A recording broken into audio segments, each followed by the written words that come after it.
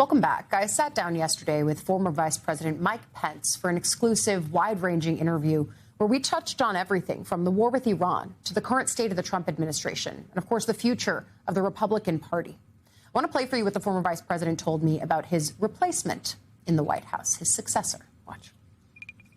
When it comes to your successor, has he ever called you as the only other person who understands innately what it is to be Donald Trump's vice president?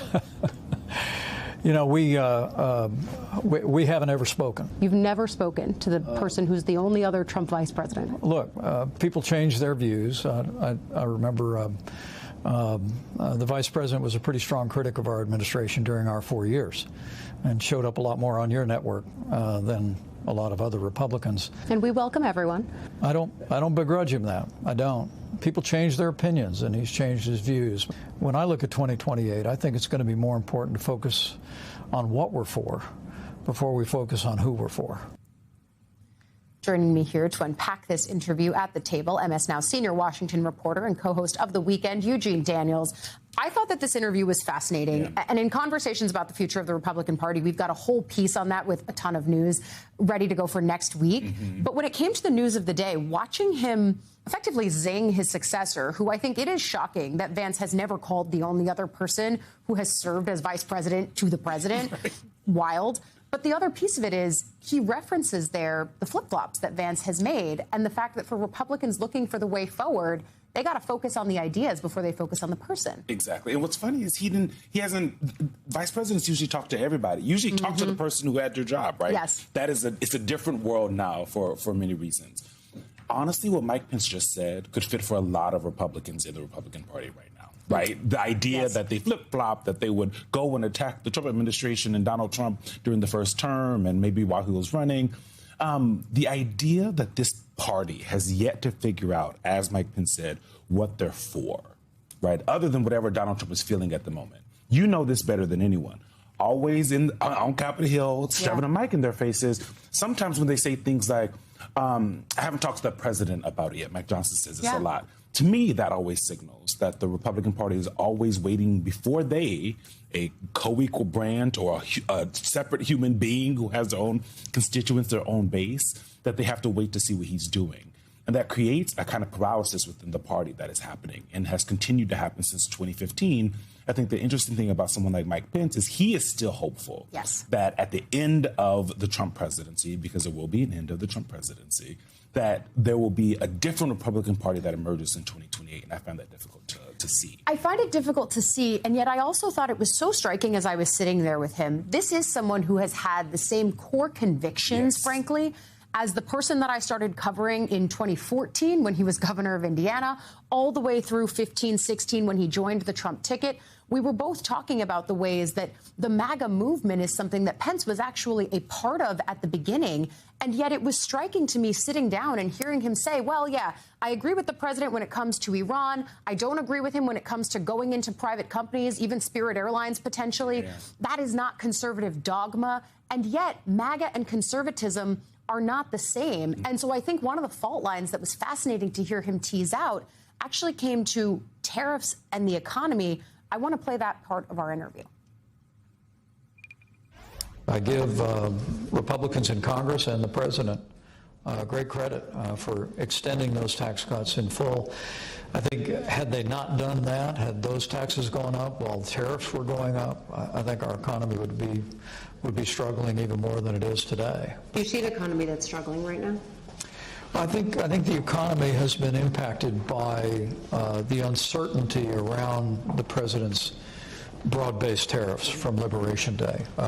Advancing American Freedom was one of the few groups that went into the courts, challenged those policies on constitutional grounds. I was heartened that the Supreme Court of the United States overturned the president's Liberation Day tariffs. He was quite critical of that. I know he's not happy about it, but the Constitution is quite clear that taxes originate in the Congress, not by the president, and that includes what our founders called imposts, which are tariffs. Those statements on their face should not be notable, that a conservative is saying it's Congress's role to do tariffs and imposts and taxes. And also the fact that the former vice president said that this economy is struggling. That's going to hit Trump centrally and something that he cares about quite deeply. Well, there's so many reasons why Donald Trump is going to be upset about your interview. That is definitely one of them. The fact that Mike Pence is talking to anyone and mentioning his name or J.D. Vance is going to rankle him. But when you hear him talking, this is a person who does, whether people agree with it or not, has core convictions about the way that this country should be run, right? Who has a list that he probably looks at every day that reminds him how, at the end of the day, he is going to operate. Every decision that he makes as a politician it comes from that. Yeah. And that is not how Donald Trump operates. We know that. And it's also really interesting to me the last time that when people think about Mike Pence, they think about January 6th, right? Yes. And that day when a mob of MAGA-dressed folks tried to hang him, right? At the end, that's what they were saying. Yeah.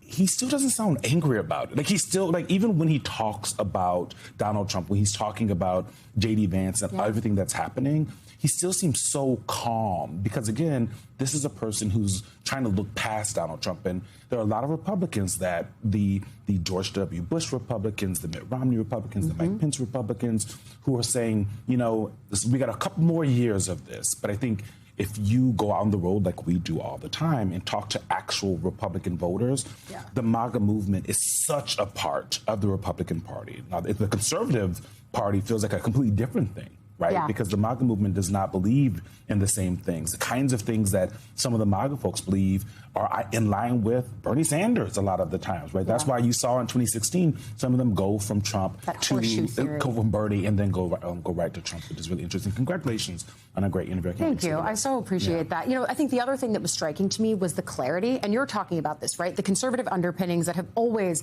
been the foundation for Mike Pence's political worldview. And the fact that I think we've seen a president who has an ideology that is quite malleable, frankly, and you see that permeate through his ranks because it's a White House that doesn't really tolerate dissent of ideas. Once the president decides something, that's what it is.